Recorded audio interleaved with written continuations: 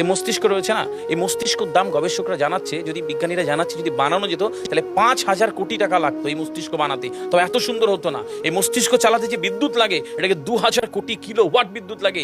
একটা মস্তিষ্ক পুরো বাংলাদেশ চলে যাবে, আর কিছু বিদ্যুৎ বাইরের দেশে বিক্রি করে এই দেশ টাকা রোজগার করতে পারে। এই আপনি চিন্তা করেন যে শিরোপোষের এগুলো, একটা তারের হেডফোনকে পকেটে দেবেন আর বের করবেন, দেখবেন ছাড়াতে হচ্ছে, তাই না? চুরি জানা এই পুরো শরীরের মধ্যে এরকম জড়ানো পেছনে যত শিরা আছে না, এই শিরাগুলোকে বলা হয় খুলে খুলে রাখা হলে 11 একর জমি লাগতো, 11 একর জমি লাগতো।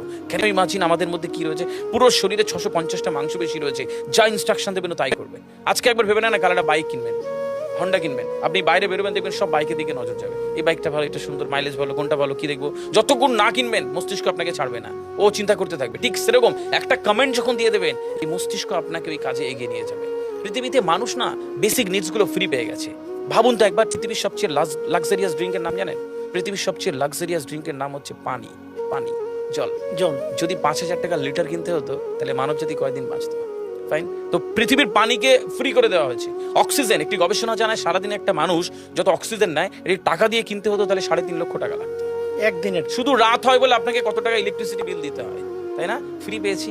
আমরা সারাদিনে যতবার অক্সিজেন নিই, শ্বাসটা নিই, 17,609 থেকে 23,608 বার। এই যার একবার দমের কষ্ট সে জানে একবার শ্বাস নিতে কত। তাহলে বেসিক নিডস গুলো তো ফ্রি, আর বাকি জিনিস আল্লাহ সুবহানাহু ওয়া তাআলা দিয়ে দিয়েছে। আপনার আমার জন্মের সময় সব দিয়েছে, একটা উইল পাওয়ার ঢুকিয়ে দিয়েছে, যেটাকে বাংলা ইচ্ছা শক্তি বলে। এই ইচ্ছা শক্তির বলে আপনি এখান থেকে বেরিয়ে কালো বলে চুরি ধরতে পারেন, আবার অভুক্ত মানুষকে একবেলা খাওয়াতে পারেন। এই দুটোর জন্য আপনার বিচার হবে আর আপনার জীবন একদিকে যাবে। বুঝতে পারে, ফিল করতে হয় কেন দেওয়া হয়েছে। আমরা বেশিরভাগ মানুষ দেখবেন নামাজে দাঁড়ানোর সময় যে কোনো একটা ঘেমো গন্ধওয়ালা পোশাক করে নামাজে দাঁড়ায়।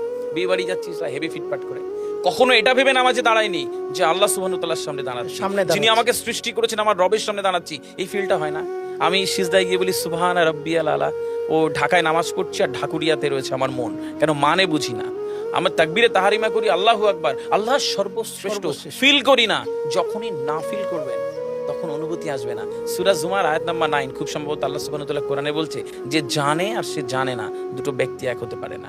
সুতরাং বুঝতে হবে। হাদিস শরীফে আমরা সবসময় পড়ি না যে শহীদের রক্তের তুলনায় জ্ঞানীর কলমের কালি অনেক বেশি মূল্যবান। কেন বলেছে? ফিল করতে হয়। এই ফিল যখন কেউ করবে তখন তার জীবনটা বদলে যাবে।